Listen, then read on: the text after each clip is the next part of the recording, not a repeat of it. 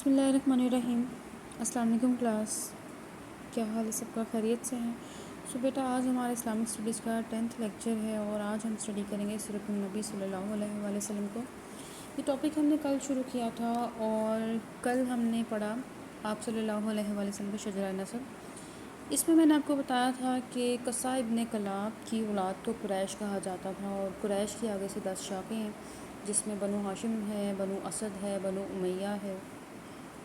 ان تمام شاخوں کو ہم ڈسکس کریں گے جب ہم خلفاء راشدین کا ٹاپک پڑھیں گے کہ ان کی ڈیٹیل کیا ہے، کہ کس طرح سے بنو ہاشم اور بنو امیہ میں آپس میں خاندانی عداوت شروع سے ہے۔ تو آپ صلی اللہ علیہ وآلہ وسلم کا تعلق قریش کی جو شاخ ہے بنو ہاشم اس سے ہے۔ آگے ہم نے عربوں کی تاریخ کو اسٹڈی کیا تھا، عرب بائدہ، عرب عربہ کیا کیا ہے، اور اس کے بعد ہم نے حضرت ابراہیم علیہ السلام کی حجاز میں آمد کو پڑھا، اور میں نے آپ کو بتایا کہ کس طرح سے جو نبوت ہے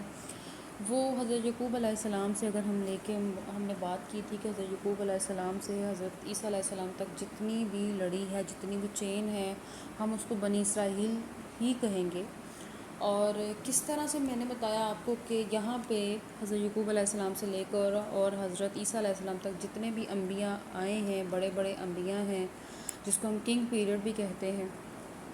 وہاں سے نبوت کس طرح سے ٹرانسفر ہوئی ہے حضرت اسماعیل علیہ السلام کی لڑی تک، کیونکہ حضرت محمد صلی اللہ علیہ وآلہ وسلم کا تعلق جو ہے وہ حضرت اسماعیل علیہ السلام کی لڑی سے۔ کل ہم نے ڈسکس کیا کہ اسلام سے قبل جو ہے وہ عرب کے مذاہب کون کون سے تھے، کیا حالات تھے۔ اس میں ہم نے ابرہہ کا واقعہ بھی پڑھا کہ آپ صلی اللہ علیہ وسلم کی پیدائش سے 50 دن پہلے یہ واقعہ ہوا تھا، اور اس کا ابرہہ کا کیا مقصد تھا، وہ کیا چاہتا تھا۔ اس طرح ہم نے مجوسیوں کے بارے میں پڑھا کہ آگ کی پوجا کرتے ہیں، بت پرستی کے حوالے سے پڑھا، اور عیسائیت جو کہ بہت کم تعداد میں تب عرب میں موجود تھے، یہودی قبیلے موجود تھے، یہودی قبیلے یعنی بنو نذیر تھا، ان میں بنو قینقاع تھا، بنو قریظہ تھا۔ ہم نے یہودی قبیلوں کے بارے میں پڑھا اور ہم نے اسرائیلی قبیلوں کے بارے میں پڑھا جو کہ مدینہ میں تھے، جیسے اوس اور خزرج۔ پھر ہم نے آپ صلی اللہ علیہ وسلم کے بچپن کے حوالے سے بات کی۔ آپ کے جو والد ہیں وہ آپ صلی اللہ علیہ وسلم کی پیدائش سے 6 ماہ قبل پہلے ہی وفات پا چکے تھے، اور آپ کے والد جن کا نام عبداللہ تھا، ان کی تب عمر 25 سال تھی۔ آپ کی والدہ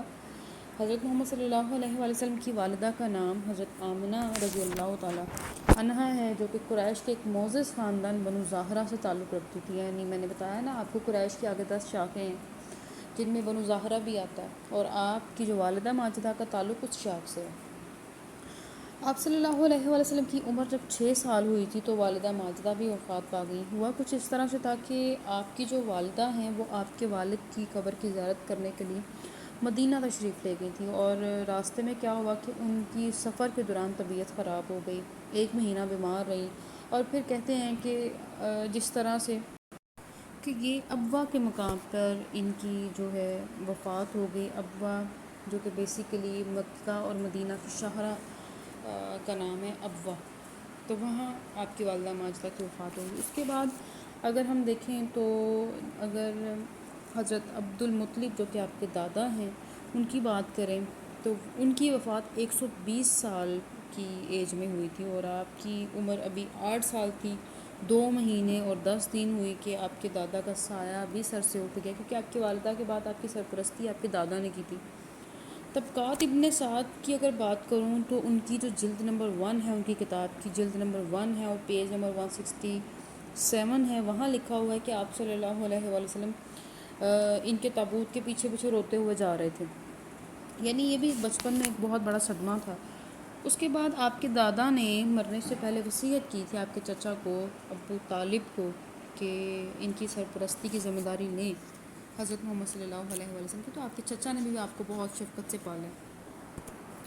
بلکہ اگر آپ کو ہو تو حضرت محمد صلی اللہ علیہ وآلہ وسلم کو، یعنی جس طرح سے آپ صلی اللہ علیہ وآلہ وسلم کا ابو طالب نے ساتھ دیا ہے وہ اس کی بھی نظیر نہیں ملتی۔ تو آپ صلی اللہ علیہ وآلہ وسلم جو ہے حضرت فاطمہ جو کہ حضرت علی کی والدہ ہیں ان کو اپنی ماں سمجھتے تھے۔ اگر ہم حضرت حلیمہ سعدیہ کے حوالے سے بات کریں تو جب یعنی آپ صلی اللہ علیہ وآلہ وسلم کو پیدا ہوتے ہی ان کے سپرد کر دیا گیا تھا دودھ پلانے کی غرض سے، آپ کی عمر جب 4 سال ہوئی تو حلیمہ سعدیہ آپ کو لے کر مکہ والدہ سے ملوانے لے آئیں، لیکن وہاں پہ کیا تھا، جب وہاں لے کے گئیں تو وہاں پہ وبا پھیلی ہوئی تھی، تو وہاں سے واپس لے آئیں ان کو۔ تو ابھی جو کہہ لیں کہ کچھ لوگ کہتے ہیں کہ چوتھا سال تھا، کچھ کہتے ہیں 5واں سال تھا، تب ایک شک صدر کا واقعہ پیش آیا۔ وہ کچھ اس طرح سے ہے کہ حضرت انس رضی اللہ تعالیٰ عنہ جو ہے وہ صحیح مسلم سے روایت کرتے ہیں کہ صحیح مسلم میں مروی ہے کہ رسول اللہ صلی اللہ علیہ وآلہ وسلم کے پاس حضرت جبرائیل علیہ السلام تشریف لائے۔ آپ صلی اللہ علیہ وآلہ وسلم بچوں کے ساتھ کھیل رہے تھے، اور حضرت جبرائیل علیہ السلام نے آپ کو پکڑ کر لٹایا اور سینہ چاک کر دیا۔ سینہ چاک کرنے کے بعد آپ کا دل مبارک باہر نکالا اور دل سے ایک لوتھڑا نکال کر فرمایا کہ تم سے شیطان کا حصہ ہے۔ پھر دل کو تھام کر تھال میں زمزم کے پانی سے دھویا اور پھر اسے جوڑ کر اس کی جگہ لٹا دیا۔ ادھر بچے حضرت حلیمہ جو سعدیہ ہیں ان کے پاس پہنچے اور کہنے لگے، جو کہ آپ صلی اللہ علیہ وسلم کے ساتھ کھیل رہے تھے بچے، وہ حضرت حلیمہ کے پاس دوڑے دوڑے گئے اور جا کے کہنے لگے کہ محمد کو کسی نے قتل کر دیا۔ ان کے جو گھر کے لوگ تھے وہ جھٹ پٹ پہنچے ان کا، اور آپ صلی اللہ علیہ وسلم کا رنگ اڑا ہوا تھا۔ یہ صحیح مسلم کے جو باب اسراء ہے اس میں یہ واقعہ موجود ہے شک صدر کا،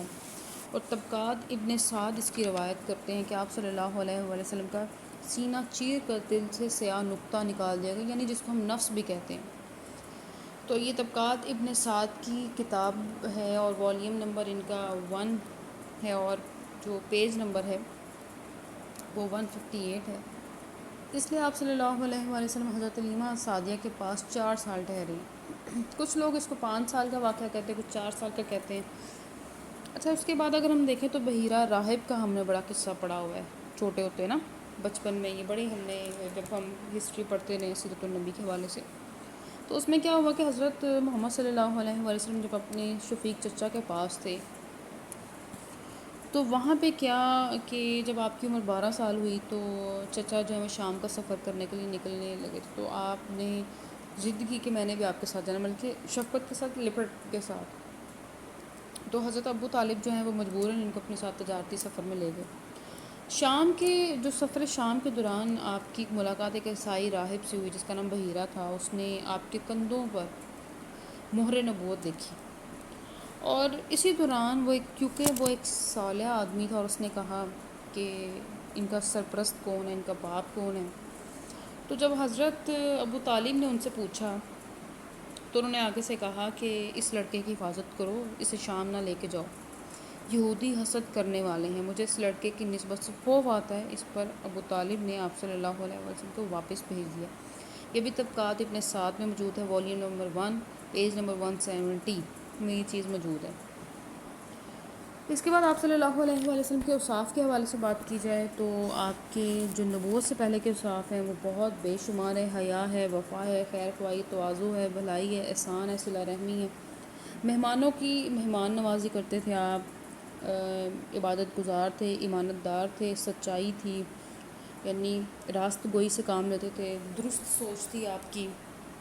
اور قناعت پسند تھے، بردباری سے کام لیتے تھے، صبر سے کام لیتے تھے، شکر ادا کرتے تھے،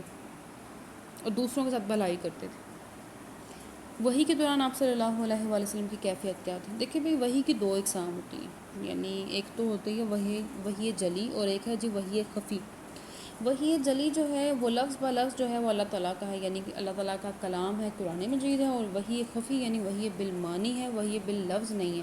یعنی جس کو ہم سنت رسول کہہ سکتے ہیں۔ یہ وحی بالمعنی ہے، یعنی رسول کے دل میں مفہوم ڈال دیا گیا ہے اور الفاظ رسول کے ہیں۔ تو جب آپ پہ وحی، چونکہ میں نے آپ کو بتایا ایک تو وحی جلی ہے جس کو ہم قرآن مجید کہتے ہیں، اور ایک وحی خفی ہے جو کہ سنت رسول ہے۔ سنت نبی کا کام ہے، حدیث اس کام کا ریکارڈ ہے۔ تو وہی جب آپ پر آیا کرتی تھی تو اس دوران کیا کیفیت ہوتی تھی کہ آپ صلی اللہ علیہ وسلم کا چہرے کا رنگ بدل جاتا تھا، گھنٹی کے یعنی گھنٹی بجنے کی آواز آتی تھی، اور یہ وہی کی سب سے شدید قسم ہوتی تھی جس میں گھنٹیاں بجنے کی آواز آتی تھی،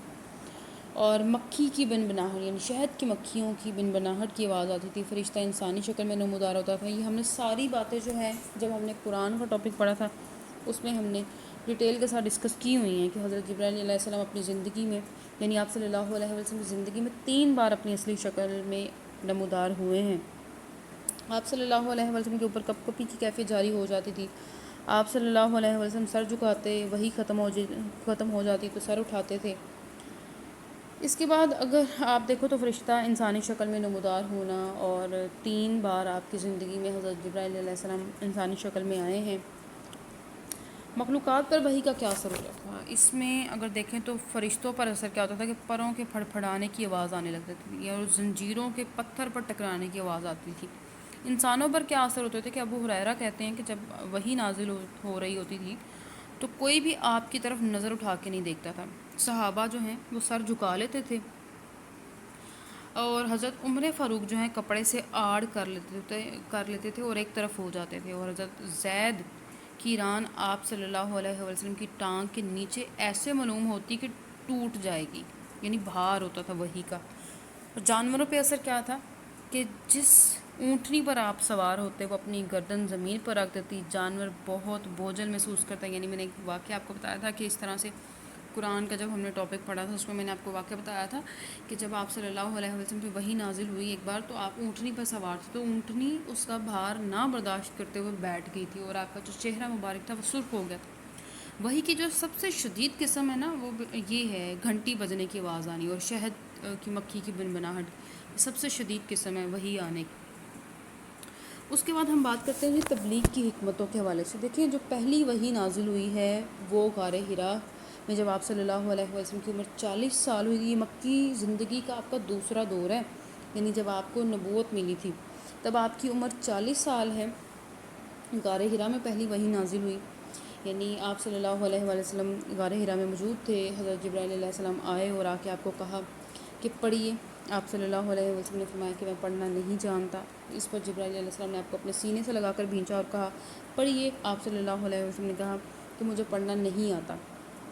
اس پر حضرت جبرائیل علیہ السلام نے آپ کو دوسری اور تیسری بار سینے سے لگایا اور کہا پڑھیے، پڑھنے کی درخواست کی، تو آپ صلی اللہ علیہ وسلم نے فرمایا کہ مجھے نہیں آتا پڑھنا۔ اس پر جبرائیل علیہ السلام نے پہلی وحی کی تلاوت کی جو کہ ہے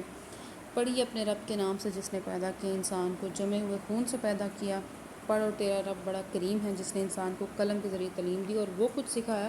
جو کہ وہ نہیں جانتا تھا۔ اچھا روایات میں آتا ہے کہ یہ 16 اگست ڈیٹ بنتی ہے اور 610 عیسوی بنتی ہے، 17 رمضان کا یہ واقعہ ہے۔ اس کے بعد میں نے آپ کو بتایا کہ کس طرح سے جو حضرت خدیجہ رضی اللہ تعالیٰ عنہ نے آپ کو کنسول کیا، آپ کی تسلی آپ کو تسلی دی، اور اس کے بعد 6 مہینے تک کوئی وحی نہیں آئی۔ 6 مہینے کا جو ٹائم ہے اس کو ہم فترۃ الوحی کہیں گے، جس میں وحی رک گئی تھی۔ اس کے بعد دوسری وحی جو ہے وہ 6 مہینے کے بعد نازل ہوئی، اور اس اتنے ٹائم پیریڈ کو ہم فترۃ الوحی کہتے ہیں، یعنی وحی کا رک جانا۔ جو دوسری وحی نازل ہوئی وہ سورہ مدثر کی آیات ہیں کہ اے چادر اوڑھنے والے اٹھ اور لوگوں کو عذاب الہی سے ڈرا، اپنے رب کی بڑائی بیان کر اور اپنے لباس کو صاف رکھ اور گندگی سے دور ہے۔ اس کے بعد وحی کا جو سلسلہ ہے وہ آپ کی وفات تک جاری رہا، یعنی آج ہم نے تم پر اپنا دین مکمل کر دی۔ سورہ مائدہ کی آیت نمبر 3 ہے جو کہ خطبہ حجۃ الوداع کے موقع پر نازل ہوئی تھی۔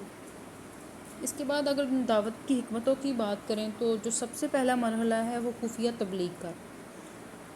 یعنی دوسری وحی میں آپ صلی اللہ علیہ وسلم کو دعوت تبلیغ کا حکم دیا گیا تھا۔ اور اگر ہم اس کے حوالے سے بات کریں تو آپ صلی اللہ علیہ وسلم نے یہ کام شروع کیا، اس دور میں یہ کام خفیہ طور پہ جاری رہا۔ یہی وہ عظیم مرحلہ ہے جس میں اسلام قبول کرنے والوں کی فضیلت دوسرے مسلمانوں پہ ثابت ہو گئی اور ان لوگوں کو ہی جنت کی بشارت ملی،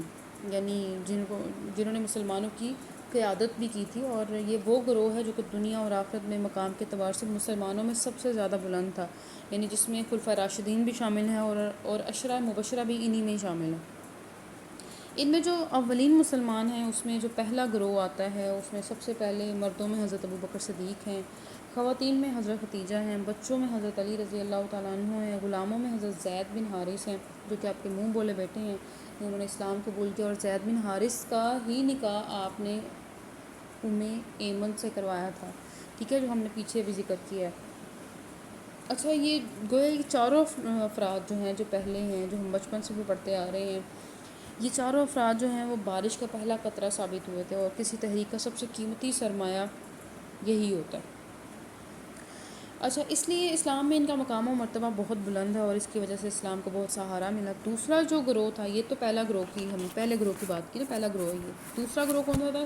کہ حضرت ابوبکر صدیق رضی اللہ تعالیٰ عنہ کو اس تحریک کا ابتدائی اثاثہ کہتے ہیں، جن کا اثر و رسوخ مکہ و معظمہ میں بہت زیادہ تھا۔ اچھا، انہوں نے تبلیغ کی، اور ان کی تبلیغ کے نتیجے میں کون کون مسلمان ہوا ہے؟ حضرت عثمان غنی رضی اللہ تعالیٰ عنہ ہیں، حضرت زبیر ہیں، حضرت عبد الرحمن بن عوف ہیں، حضرت طلحہ ہیں، اور حضرت سعد بن ابی وقاص ہیں۔ اور اس کے بعد یہ وہ اہم لوگ ہیں جو کہ اسلام کا بہترین سرمایہ تھے۔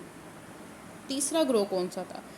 چونکہ تبلیغ اسلام کا دائرہ آہستہ آہستہ وسیع ہوتا جا رہا تھا، اور کچھ لوگوں نے اسلام قبول کیا۔ اس میں جو تیسرے گروہ میں جو لوگ شامل ہوتے ہیں، ان میں آتا ہے جی عمار بن یاسر، حضرت خباب، حضرت سعید بن زید، حضرت ارقم، جن کا وہ جو ہم آگے پڑھیں گے کہ کس طرح سے وہاں پہ جو ہے معاملات طے کیے جاتے تھے۔ حضرت عمار بن یاسر ہیں، ابو ذر غفاری شامل ہیں۔ یہ تمام مسلمان جو ہیں یہ اجتماع کہاں کرتے تھے؟ حضرت ارقم کے گھر پہ، خفیہ طور پر ہوتا تھا ابھی، اور یہ 3 سال تک جاری رہا تھا، اور اس دوران جو کہ مسلمانوں کی تعداد تھی 3 سال میں 40 کے لگ بھگ ہو گئی تھی۔ دوسرا مرحلہ کون سا تھا جی؟ دوسرا مرحلہ آ جاتا ہے ہمارے پاس اعلانیہ تبلیغ کا۔ یعنی اگر آپ دیکھو تو یہ میں نے بھی آپ کو بتایا ہے کہ پہلے جنہوں نے اسلام قبول کیا مردوں میں حضرت ابو بکر صدیق ہیں، اس کے بعد غلاموں میں زید بن حارث نے کیا ہے، بچوں میں حضرت علی نے کیا ہے، عورتوں میں حضرت ختیجہ نے کیا ہے۔ اس کے بعد اعلانیہ تبلیغ کا ٹائم آتا ہے کہ نبوت چوتھے سال میں یہ ہوا کہ آپ کو اعلانیہ تبلیغ کا حکم دیا گیا۔ اس کا آغاز اللہ تعالیٰ کے اس حکم سے ہوا، یعنی قرآن مجید میں اللہ تعالیٰ ارشاد فرماتے ہیں، پس جس چیز کا تمہیں حکم دیا گیا ہے اسے اعلانیہ بیان کر دو۔ اس طرح سے ایک مشکل اور کٹھن دور کا آغاز ہوا تھا۔ آپ نے سب سے پہلے کیا کیا کہ آپ نے کوہ صفا سے پکار، یعنی کھلی دعوت کا آغاز آپ صلی اللہ علیہ وسلم نے اس طرح سے کیا کہ کوہ صفا پر چڑھ کے قریش کو پکارا، تو بہت سارے لوگ جمع ہو گئے۔ آپ صلی اللہ علیہ وسلم نے فرمایا کہ ایک قوم قریش، اگر میں تمہیں خبر دوں کہ صبح کو یا شام کو اس پہاڑ کے پیچھے سے، اس پہاڑی کے پیچھے سے ایک لشکر حملہ آور ہونے والا، تو کیا تم لوگ میری بات کو سچ جانو گے؟ سب نے کہا ہاں، کیونکہ ہم نے آپ کو ہمیشہ سچ بولتے ہوئے دیکھا ہے۔ آپ صلی اللہ علیہ وسلم نے فرمایا تو پھر سن لو کہ اگر تم ایمان نہ لاؤ گے تو تم پر سخت عذاب نازل ہوگا۔ یہ سن کر تمام لوگ، جن میں ابو لہب بھی شامل ہیں، جنہوں نے آپ پہ ہمیشہ، ابو لہب کی بیوی جو ام جمیل ہیں، انہوں نے ہمیشہ نبی پاک صلی اللہ علیہ وسلم کو بہت تنگ کیا، یہ بھی جو ہے بڑھاتے ہوئے واپس چلے گئے اور کہنے لگے کہ ہمارا اہم وقت ضائع کیا ہے۔ خاندان میں جو تبلیغ کا آغاز تھا وہ کس طرح کیا کہ اس کے بعد قرآن کی آیت نازل ہوئی تھی، اور اپنے نزدیک کے خاندان والوں کو بھی خدا سے ڈرا۔ یعنی میں نے پہلے کیا بتایا کہ بس جس چیز کا تمہیں حکم دیا گیا ہے اسے اعلانیہ بیان کرو۔ اس کے بعد جو آیت نازل ہوئی ہے وہ یہ ہے کہ اپنے نزدیک کے خاندان والوں کو خدا سے ڈرا۔ اس آیت کے نزول کے بعد آپ صلی اللہ علیہ وسلم نے حضرت علی رضی اللہ تعالیٰ عنہ سے کہا کہ دعوت کا سامان کرو۔ یہ در حقیقت جو ہے اعلانیہ تبلیغ کا ہی پہلا موقع تھا، جس میں بنو ہاشم، بنو عبد المطلب کو جمع کیا گیا۔ حضرت محمد صلی اللہ علیہ وسلم نے کھانے کے بعد کھڑے ہو کر فرمایا کہ میں وہ چیز لے کر آیا ہوں جو دین اور دنیا دونوں کے لیے کافی ہے۔ اس میں کون کون میرا ساتھ دے گا؟ تو تمام جو مجلس ہے وہ سناٹے میں آ گئی۔ اس میں حضرت علی رضی اللہ تعالیٰ عنہ جو ہیں وہ اٹھ کر کھڑے ہو گئے اور کہنے لگے کہ گویا کہ مجھ کو آنکھوں کی تکلیف ہے، میری ٹانگیں پتلی ہیں، گویا کہ میں نو عمر ہوں، میں تب بھی آپ صلی اللہ علیہ وسلم کا ساتھ دوں گا۔ یہ تاریخ طبری میں اس واقعے کا ذکر ہے، جلد نمبر 3 صفحہ نمبر 117 میں اس کا ذکر موجود ہے۔ اسی کے ساتھ ساتھ جو ہے قریش کا رد عمل کیا ہوا۔ قریش نے جو ظلم و ستم کی انتہا کر دی، اس میں آتا ہے جی کہ قریش کے رد عمل میں کہ مولانا شبلی لکھتے ہیں کہ قریش کے رد عمل پر جب وہ تبصرہ کرتے ہوئے لکھتے ہیں، انہوں نے کہا کہ کیا مسلمانوں کی معقول جماعت تیار ہو گئی تھی جن کی تعداد 40 سے زیادہ تھی، تو آپ صلی اللہ علیہ وسلم نے حرم کعبہ میں جا کے توحید کا اعلان کیا۔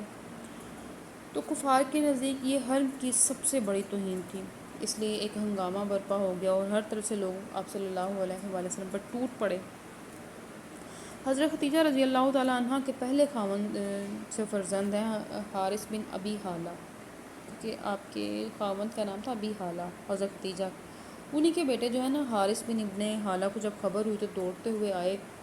اور حضرت محمد صلی اللہ علیہ وآلہ وسلم کو بچانا چاہا، اور اسی کوشش میں وہ خود شہید ہو گئے، اتنی محبت۔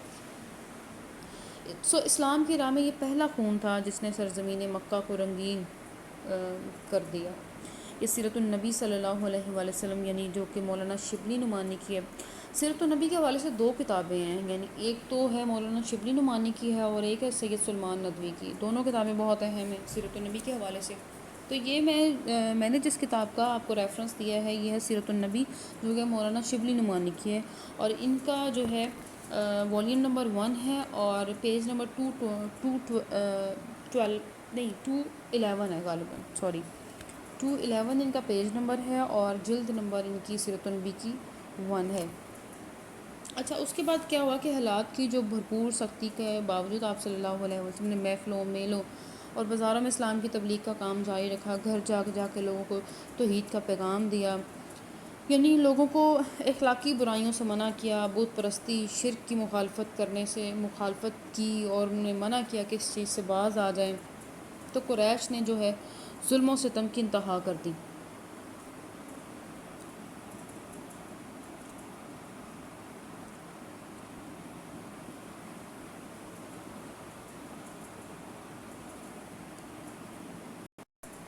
اس دوران جو ہے چونکہ میں نے بتایا کہ آہستہ آہستہ تعداد میں اضافہ ہو رہا تھا، تو انہوں نے کیا کیا کہ انہوں نے پلاننگ کرنا شروع کر دی کہ ہم کس طرح سے مقابلہ کریں اور کس طرح سے ہم نبی پاک صلی اللہ علیہ وآلہ وسلم کو تبلیغ کرنے سے روکیں۔